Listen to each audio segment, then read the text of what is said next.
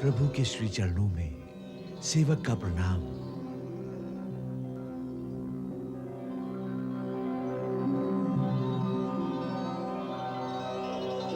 हे विश्वकर्मा, अब हम मथुरा छोड़कर कहीं और जाना चाहते हैं। वहां आप हमारे लिए एक ऐसी नगरी का निर्माण कीजिए जहां सब सुख और शांति से रह सकें। हे प्रभु, ऐसा सुंदर स्थान मेरी दृष्टि में है। कहां? पश्चिम में प्रभास क्षेत्र के पास समुद्र तट के निकट एक छोटा सा द्वीप है प्रभु। वहां उत्तम पुरी का निर्माण हो सकता है। बहुत अच्छी बात है।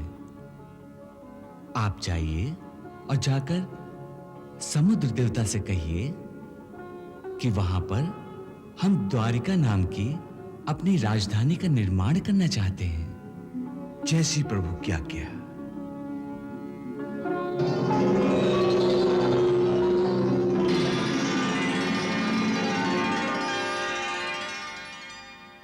हे देवता, हे रत्नाकर, विश्वकर्मा का प्रणाम स्वीकार करें।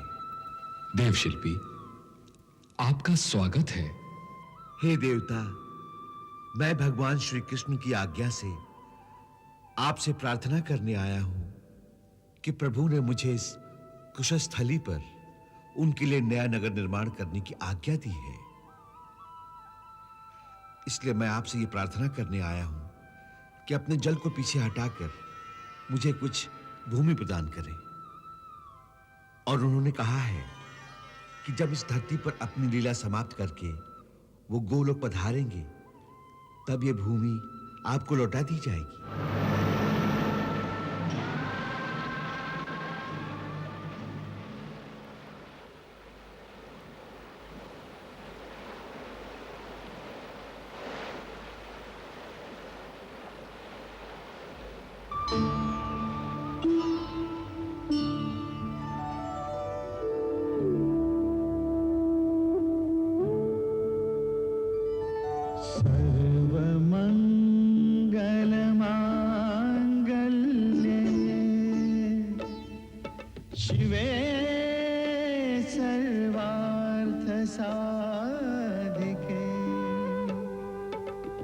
शरण्ये त्र्यंबके गौरी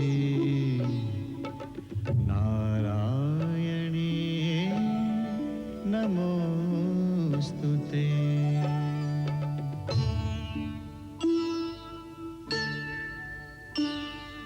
शरणागत दीनार्त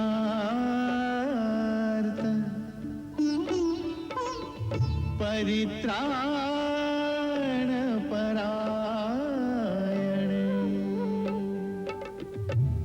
सर्वस्यार्ति हरे देवी नारायणी नमोस्तुते।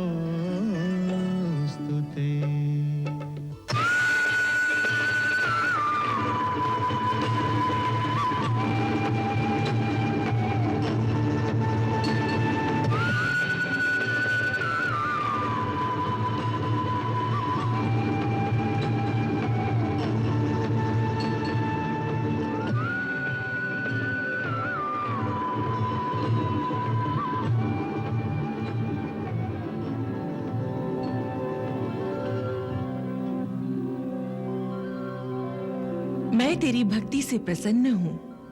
वर मांगो, क्या इच्छा है वत्स? हे माता, कोई भी प्राणी संसार में छोटा या बड़ा कार्य करना चाहे तो केवल शक्ति के द्वारा ही कर सकता है। हे माता, मैं भगवान श्री कृष्ण की इच्छा से उनके लिए एक नगर का निर्माण करने जा रहा हूं और ये कार्य आपकी कृपा के बिना कैसे हो सकता है? इसलिए हे माता, मेरे मन में रचनात्मक शक्ति का संचार करो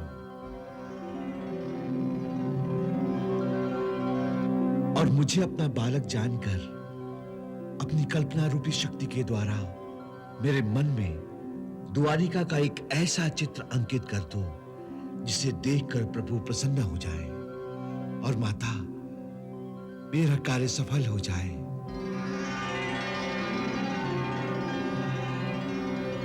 हे माता, कल्पना शक्ति भेजो माता। तथास्तु।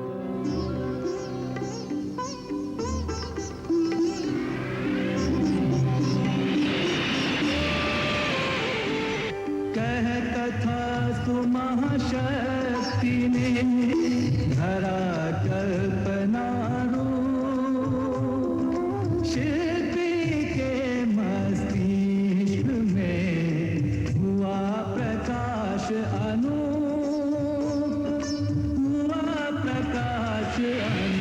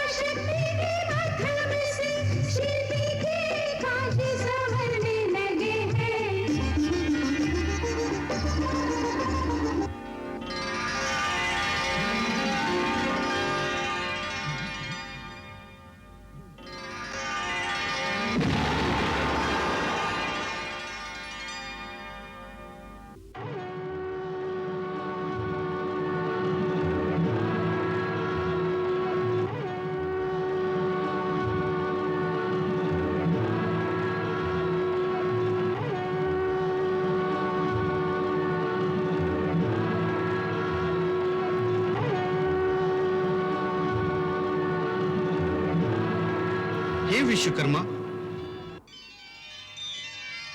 देवराज इंद्र को विश्वकर्मा का प्रणाम।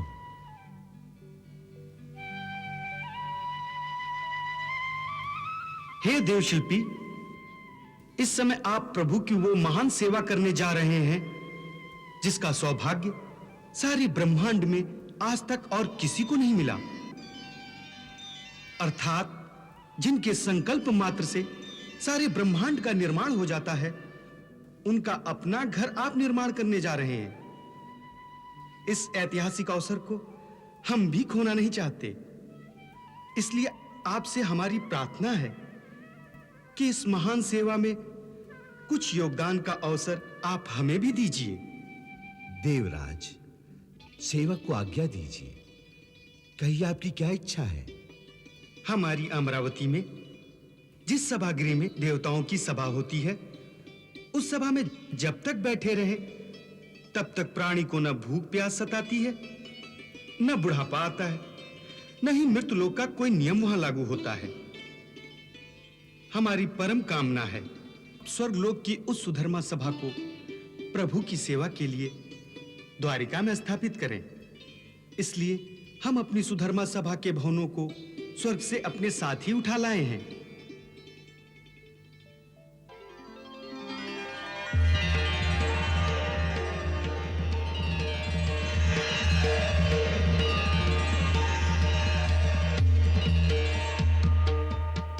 देवराज, जैसी आपकी आज्ञा, मैं इसको द्वारिका के मध्य में स्थापित कर दूंगा।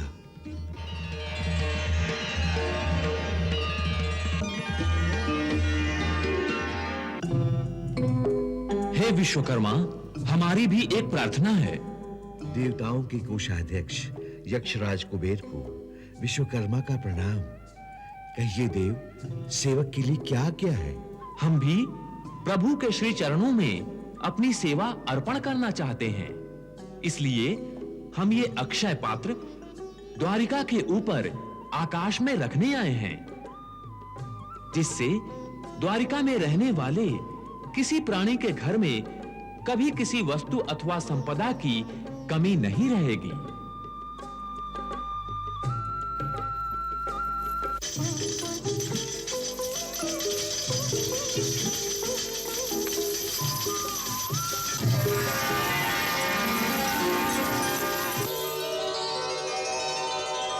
प्रभु, आपके आशीर्वाद से और देवी भगवती की शक्ति के द्वारा द्वारका नगरी का निर्माण कार्य सफल हो गया। समस्त देवताओं ने अपने अपने सामर्थ्य के अनुसार कुछ न कुछ दिव्य पदार्थ आपके श्री चरणों में भेंट किए हैं। देवराज इंद्र ने अपनी सुधर्मा सभा को स्वर्ग से लाकर द्वारिका में स्थापित कर दिया है प्रभु। कुबेर ने देवताओं के अक्षय पात्र को भेंट किया है। उस अक्षय पात्र को मैंने द्वारिका के आकाश में स्थापित कर दिया है प्रभु। हे विश्वकर्मा, हम आपकी सेवा से अति प्रसन्न हुए हैं। जब तक इस धरा पर द्वारिका नगरी का नाम रहेगा, तब तक इस धरती के समस्त शिल्पी आपको अपना भगवान मानकर आपकी पूजा करेंगे। अब हम अपने मथुरा वासियों को आज ही द्वारिका भेज देंगे। क्षमा करें प्रभु, परंतु मथुरा को शत्रु सेना ने चारों ओर से घेर लिया है। मथुरावासी जाएंगे कैसे? उसकी चिंता आप न करें देवशिल्पी। मथुरावासी भी चले जाएंगे और शत्रु का घेरा भी वही रहेगा।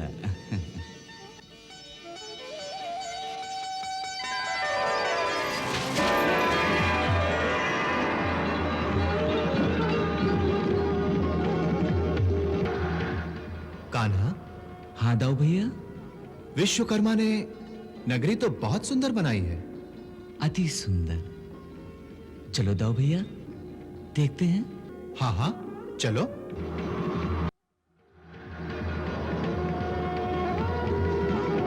द्वारकाधीश की जय।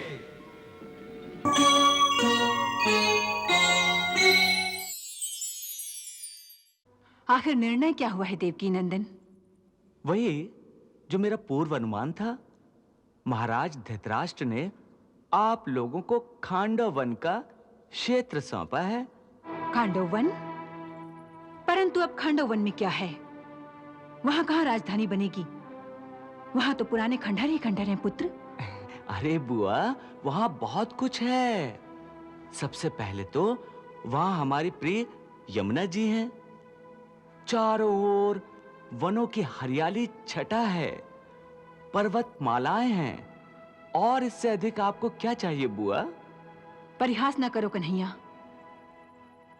क्या मेरे पुत्रों के भाग में यही संपत्ति आनी थी? क्या इसीलिए तुम और धृष्टद्युम्न महाराज से वार्ता करने के लिए गए थे? आप चिंता ना करें बुआ, आपके साथ मैं हूं और आपके 5 वीर पुत्र हैं। लेकिन ये न्याय नहीं है। न्याय और अन्याय का प्रश्न तो वहीं उठता है माताश्री, जहां पर अधिकार पहले से ही प्रमाणित हो। इस समय तो महाराज ने जो भी भूभाग हमें दिया है, उसी पर संतुष्टि करनी होगी। तुम लोग जैसा उचित समझो करो। हाँ बुआ, आप खांडव वन चलने की तैयारी कीजिए। इससे पहले हम और अर्जुन आज प्रस्थान करते हैं और जाकर देखते हैं कि वहां क्या किया जा सकता है।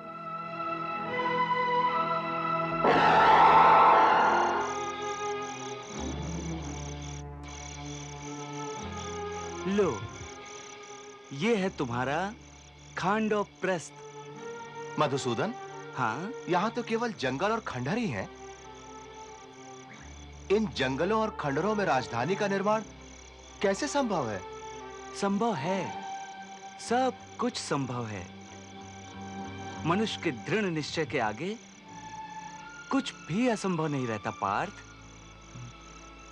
हमें इन्हीं खंडहरों में राजधानी की संभावनाओं का पता करना है, और हस्तिनापुर से हम आए भी इसीलिए हैं अर्जुन। चलो चलिए।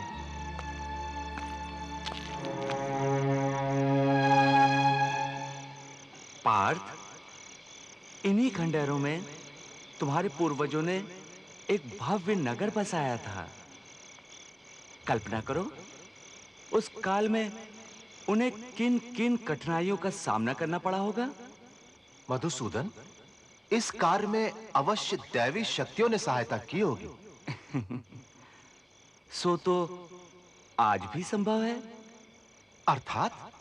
अर्थात ये कि जब भी कोई जीव दृढ़ संकल्प होकर एक दृढ़ विश्वास के साथ किसी भी काम का बीड़ा उठाता है, तो दैवी शक्तियों को उसकी सहायता के लिए स्वयं ही आना पड़ता है।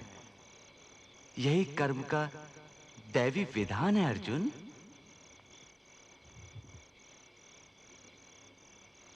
मैं देव शिल्पी विश्वकर्मा का आवाहन करता हूं।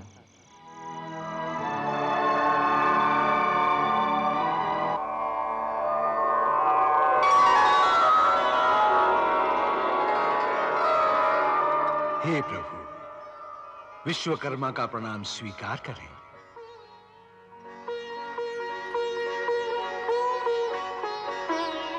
आज्ञा करें देव, विश्वकर्मा को किस निमित्त स्मरण किया गया है? हे देवशिल्पी, पहले आपने मेरे कहने से द्वारिकापुरी का निर्माण किया था। हाँ। अब आपको इसी वन प्रांत में पांडवों के लिए एक भव्य राजधानी का निर्माण करना है। भगवान, उसके लिए मेरी क्या आवश्यकता है? दानवों का राजा मैं दानव, मेरा मित्र है। वो दैत्य शिल्पी भी है। पूर्व काल में ये खांडवप्रस्थ नगर उन्हीं के द्वारा बनाया गया था। वे इस भूमि के चप्पे चप्पे से परिचित हैं प्रभु, और इन दिनों इसी वन में विहार भी कर रहे हैं। तो आप शीघ्र उसका आह्वान करें। हमें अति शीघ्र एक वैभवशाली राजधानी चाहिए। जैसी प्रभु की आज्ञा।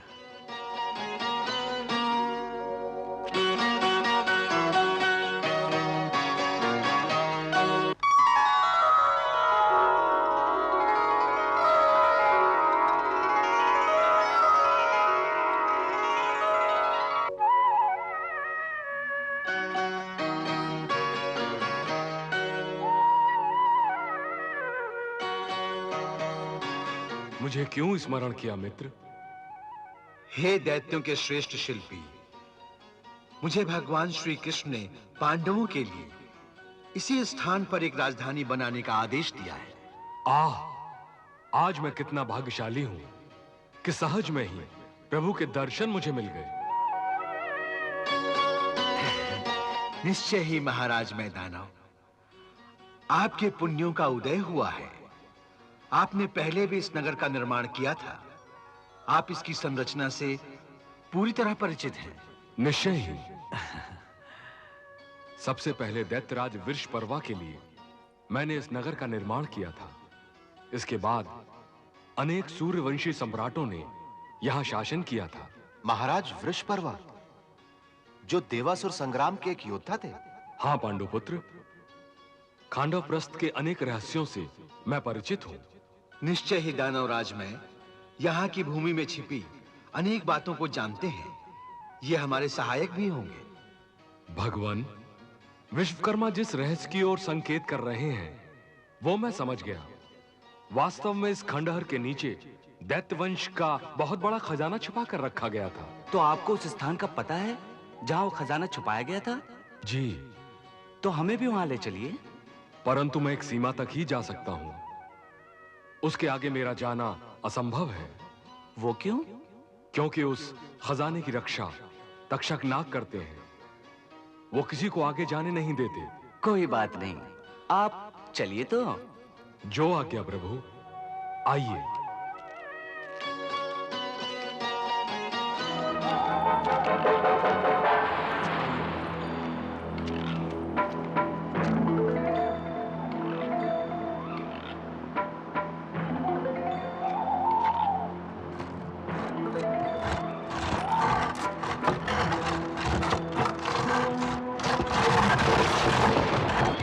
आइए प्रभु।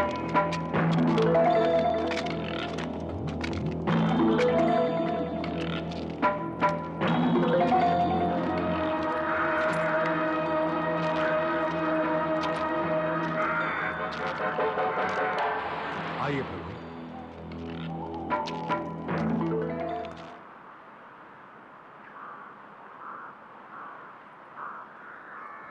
आगे का मार्ग दिखाइए दानवराज। प्रभु, आगे का मार्ग मंत्रों से कीलित है। यहां से नागराज तक्षक का पहरा आरंभ हो जाता है। इन सीढ़ियों पर पांव रखते ही नागराज प्रकट हो जाएंगे। क्या सच? जी हां। अच्छा, तो मैं सीढ़ियों पे पांव रखता हूं।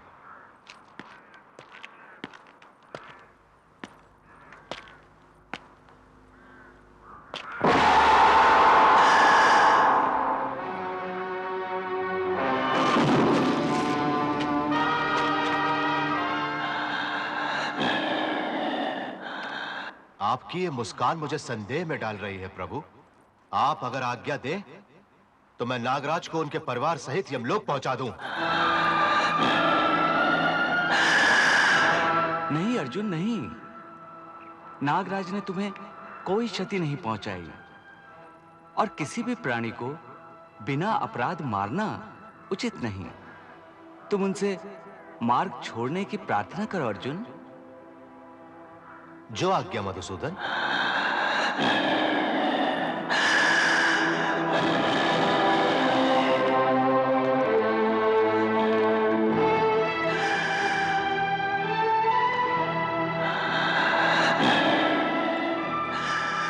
हे नागराज, हमें आगे का मार्ग चाहिए। आप हमारा आगे का मार्ग छोड़ दें।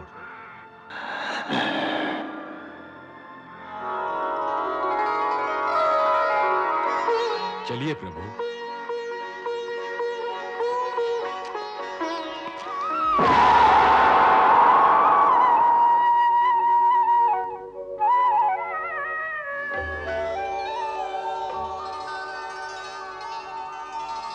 मधुसूदन, यह सोने का रथ पूर्व काल के महाराजा सोम का रथ है।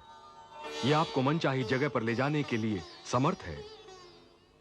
और यह कौमुद की गदा है। इसके प्रहार की शक्ति अद्भुत है। इस समय पांडुपुत्र भीम के अतिरिक्त कोई इसे उठाने की शक्ति नहीं रखता। मैंने स्वयं इसका निर्माण किया है। और यह गांडीव धनुष है। इसे दैत्यराज वृषपर्वा ने भगवान शंकर की आराधना से प्राप्त किया था।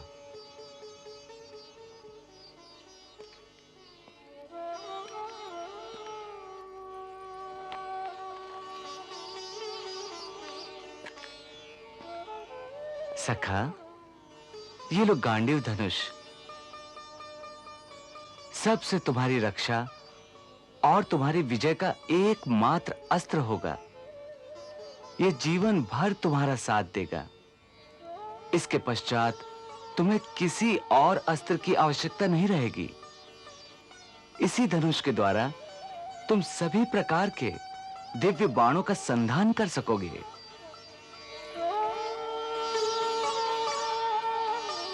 यह अक्षय तरकश भी ग्रहण करो अर्जुन। इसे स्वयं अग्निदेव ने प्रसन्न होकर दैत्यराज को दिया था। इस अक्षय तरकश के बाण कभी समाप्त नहीं होते।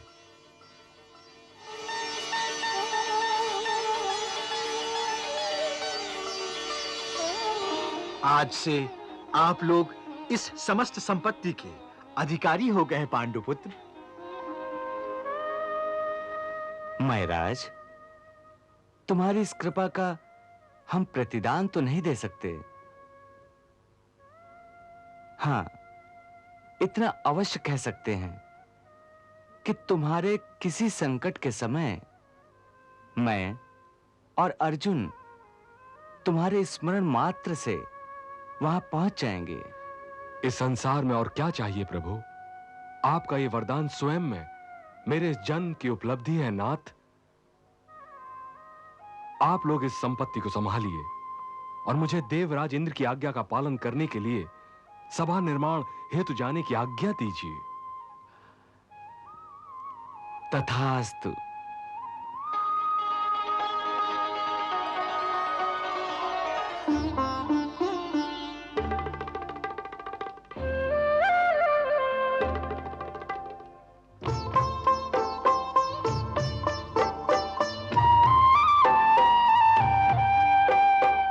विश्वकर्मा और मय दानव नूतन नगर बसाने लगे हैं।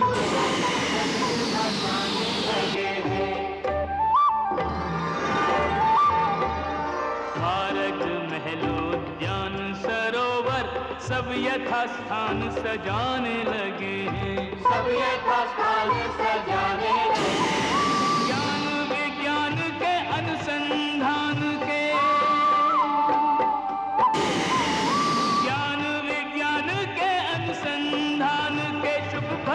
सामने आने लगे हैं। ज्ञान विज्ञान के अनुसंधान के शुभ फल सामने आने लगे हैं। पांडव गण के खांडव प्रस्थ को ये इंद्रप्रस्थ बनाने लगे हैं। पांडव गण के खांडव प्रस्थ को ये इंद्रप्रस्थ बनाने लगे हैं।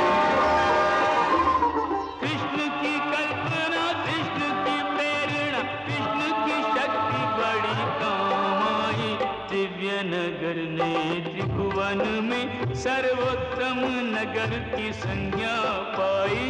दिव्य नगर ने त्रिभुवन में सर्वोत्तम नगर की संज्ञा पाई।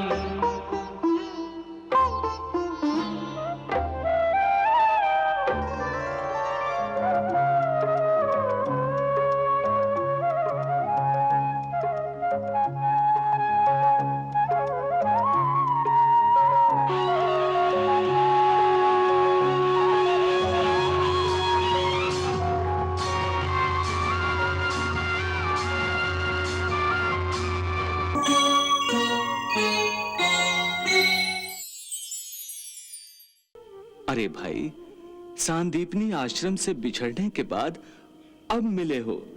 इतने वर्षों में न जाने तुम्हारे जीवन में कितने उतार चढ़ाव आए होंगे। हमें नहीं सुनाओगे अपनी आत्मकथा? मेरे मित्र, तुमसे बड़ा ज्ञानी संसार में कोई नहीं है। सांदीपनी के आश्रम में तुमने एक दिन में एक एक करके 64 दिनों में सभी 64 विद्याएं ग्रहण कर ली थी। तुम्हारे ज्ञान के सामने मेरा ज्ञान समुद्र तट पर पड़े हुए चंद कंकर पत्थरों से अधिक नहीं है। इसलिए मैं तुम्हारे शब्दों के जाल में उलझने वाला नहीं हूं। तुम्हारे प्रश्न के उत्तर में मैं सिर्फ इतना ही कह सकता हूं कि अपने प्रभु की कृपा और मित्र के आशीर्वाद से मेरे घर में सब सकुशल है। हाँ। ठीक है, जब तुम कहते हो तो ऐसा ही होगा। ऐसा ही होगा। ऐसा ही होगा? ये आपने कैसे मान लिया भगवान?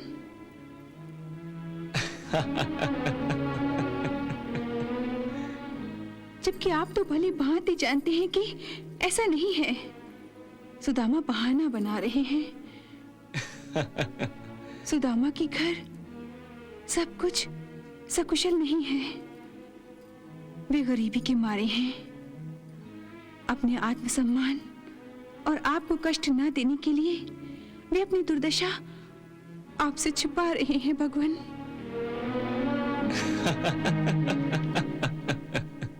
मेरी परेशानी पर आप मुस्कुरा रहे हैं? आनंद ले रहा हूं तुम्हारी परेशानी और व्याकुलता का। जिस तरह उस खंडहर में सुदामा को अपने हाथों निवाला बनाकर खिला न पाने पर मुरली मनोहर की बेबसी का आनंद तुम ले रही थी, वैसा ही आनंद अब मैं ले रहा हूं।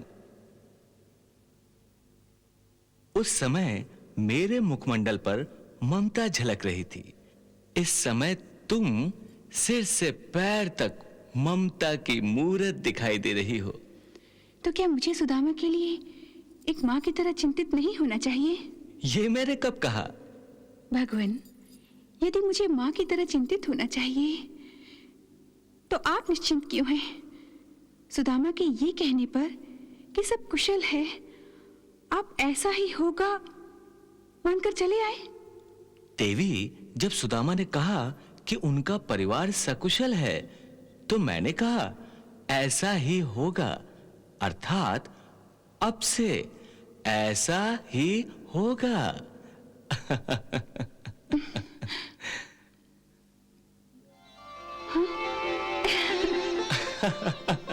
धन्य है प्रभु, आप धन्य हैं। मेरी भूल को क्षमा करें। ये तो बताइए कि ऐसा ही होगा, होगा कैसे?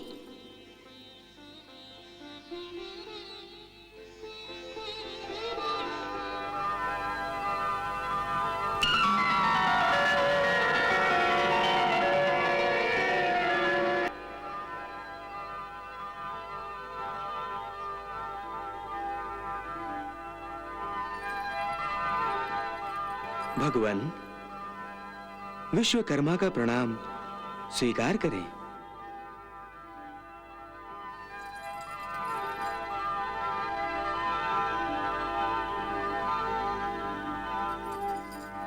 आज्ञा करें भगवान, विश्वकर्मा को किस लिए स्मरण किया गया है? विश्वकर्मा, मैं अपने परम मित्र सुदामा के लिए एक राजमहल का निर्माण करना चाहता हूं।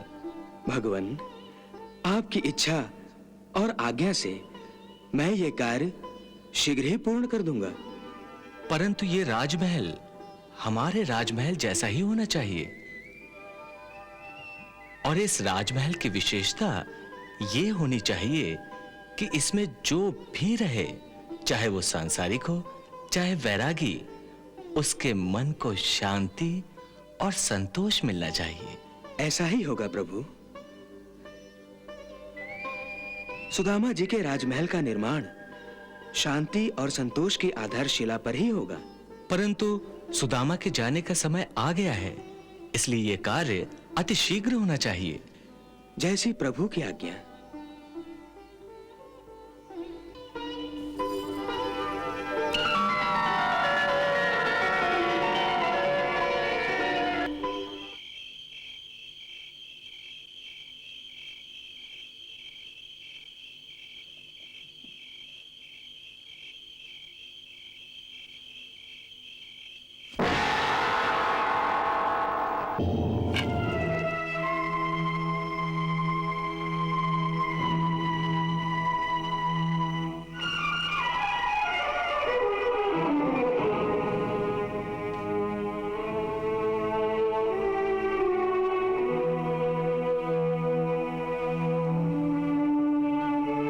प्रणाम देवता।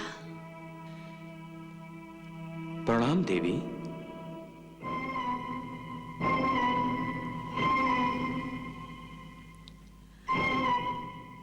कौन हैं आप? और गरीब की कुटिया में किस कारणवश पधारे हैं? देवी, मेरा नाम विश्वकर्मा है। देव शिल्पी विश्वकर्मा?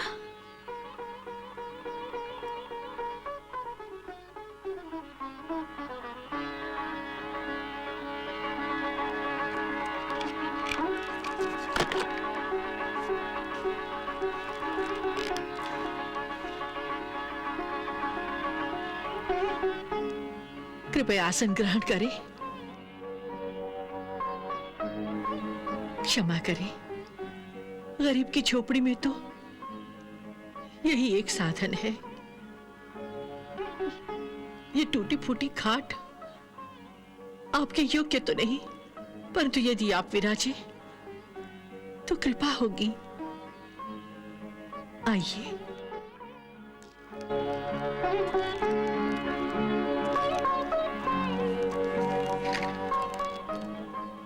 धन्यवाद देवी। आज्ञा कीजिए, मैं आपकी क्या सेवा करूं? सेवा तो मैं करने आया हूं देवी। मुझे भगवान श्री कृष्ण ने आज्ञा दी है कि सुदामा जी के घर लौटने से पहले इस कुटिया के स्थान पर एक राजमहल का निर्माण करूं। वैसा राजमहल जैसा भगवान श्री कृष्ण का अपना महल है। श्री कृष्ण के महल जैसा राजमहल? हाँ देवी, वैसा ही राजमहल, हीरों पन्नों से जगमगाता हुआ महल, वैसा ही वैभवशाली महल, शानदार महल। ये उनकी उदारता है जो वो एक ब्राह्मण मित्र पर अपनी कृपा कर रहे हैं। एक गरीब की कुटिया को राजमहल में बदलना चाहते हैं,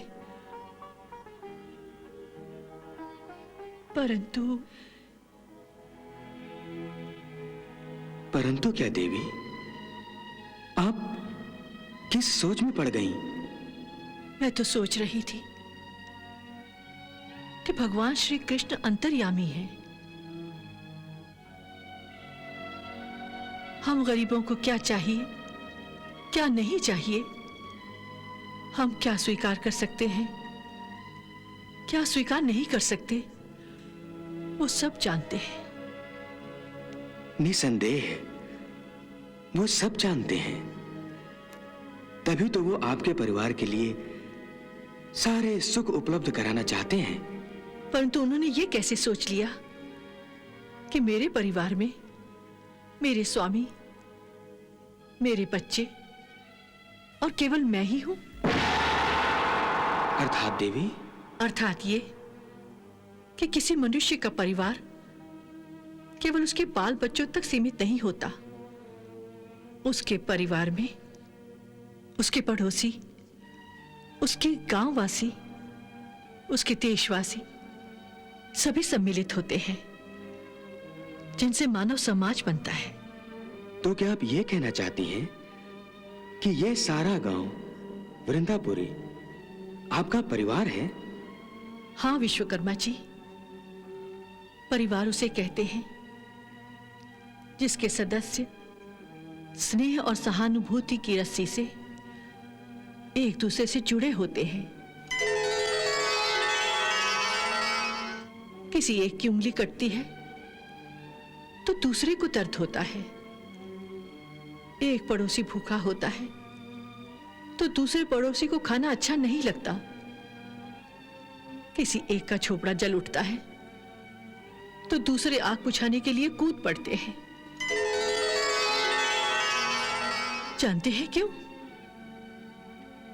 केवल इसलिए कि सभी स्नेह और सहानुभूति की रस्सी में बंधे हुए एक ही परिवार के लोग हैं।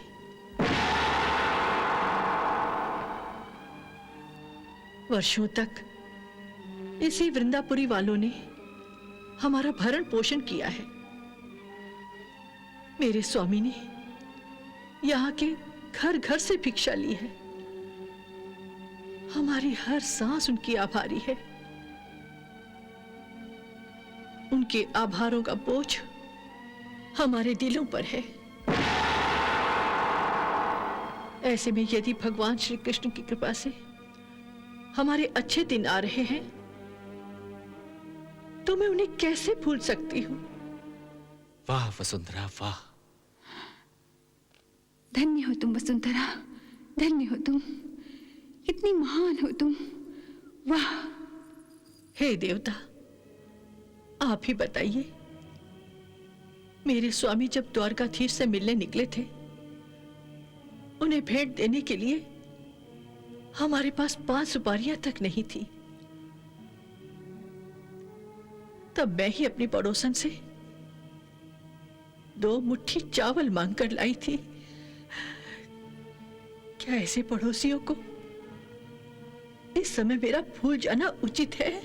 नहीं देवी, बिल्कुल नहीं। नहीं ना, तो यदि मेरे इन्हीं निर्धन पड़ोसियों के टूटे फूटे झोपड़ों के बीच त्रिलोकीनाथ ने हमारे लिए राजमहल बना दिया, तो क्या अच्छा लगेगा? हे स्वर्ग निर्माता, वृंदापुरी निर्धनों की बस्ती है। मैं इस नरक के बीच में आपको केवल अपने लिए स्वर्ग बनाने की अनुमति नहीं दे सकती हूं। इतनी स्वार्थी नहीं हूं मैं। इसलिए आप हमारी ओर से भगवान से सादर ये निवेदन करें कि या तो इस झोपड़ी को यूं ही रहने दे, या फिर पहले वृंदापुरी के हर घर को स्वर्ग बनाए, फिर हमारी कुटिया पर कृपा दृष्टि करे। हे देवी, मैं अभी भगवान की इच्छा पूछता हूं।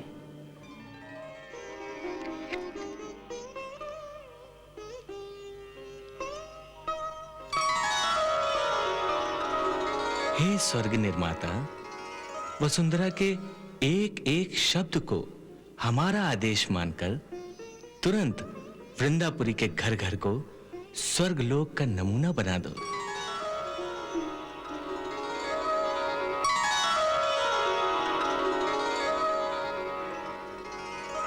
हे देवी, भगवान ने आपकी इच्छा को स्वीकृति दे दी है। मुझे शीघ्र ही सारे वृंदापुरी का उद्धार करना होगा।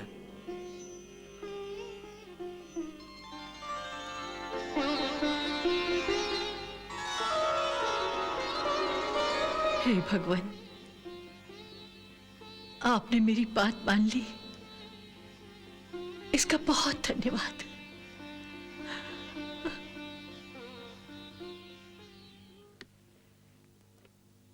वाह वसुंधरा वाह, आज तुम्हारे मन का इतना विशाल और चरित्र का इतना विराट रूप देखकर आत्मा गदगद हो गई। वसुंधरा, आज तुम मानवता के उच्चतम शिखर पर खड़ी हो, उच्चतम शिखर पर। सत्य है भगवान, वसुंधरा की भक्ति और मानवता पवित्र और पूजनीय है। देवी, वसुंधरा की भक्ति उस पवित्र नदी की तरह है जिसका जल यदि सागर में मिल जाए तो उस विराट सागर को भी पवित्र बना देता है। सुदामा और वसुंधरा की भक्ति, मानवता और पुण्य की पवित्र नदी के जल से आज पूरी वृंदापुरी तृप्त हो रही है। यह आपने अच्छा ही किया भगवान कि सुदामा और वसुंधरा को निहाल कर दिया, सब कुछ दे दिया उन्हें। परंतु हे देवी, हमने तो अपनी ओर से सुदामा और वसुंधरा की सांसारिक इच्छाओं की पूर्ति करके अपने आधे चावल का थोड़ा मोल तो चुका दिया है।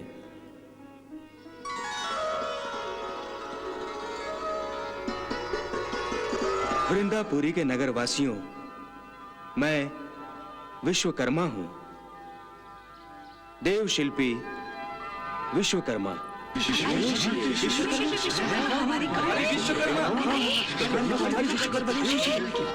हे देव, हम सभी नगरवासियों की ओर से सादर प्रणाम स्वीकार करें। कल्याण भव। हे स्वर्ग निर्माता, आपके स्वर्ग लोक से वृंदापुरी तक आने का क्या प्रयोजन है? मैं भगवान श्री कृष्ण की आज्ञा से वृंदापुरी का नवनिर्माण करने आया हूं। वाह, वाह, वाह। हे देवता, ईश्वर की इस कृपा के हम आभारी हैं, परंतु आप हमें यह बताने का कष्ट करें कि ईश्वर की इस कृपा का कारण क्या है। इसका कारण है भक्तराज सुदामा।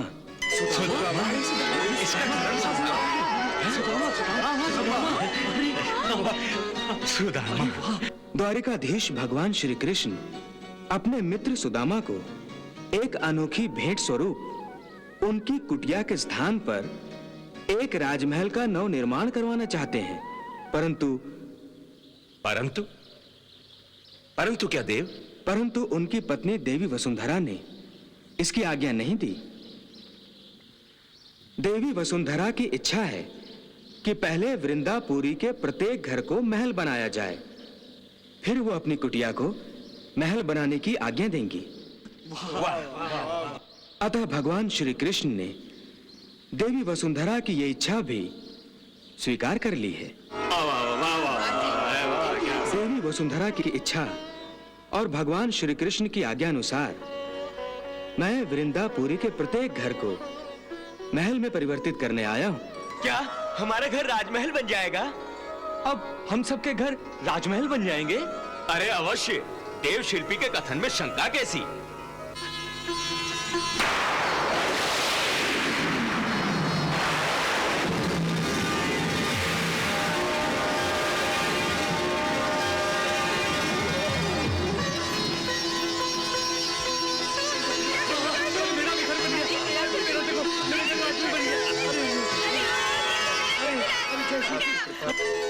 सबके घर तो राजमहल बन गए, अब मेरे सुदामा की बारी है।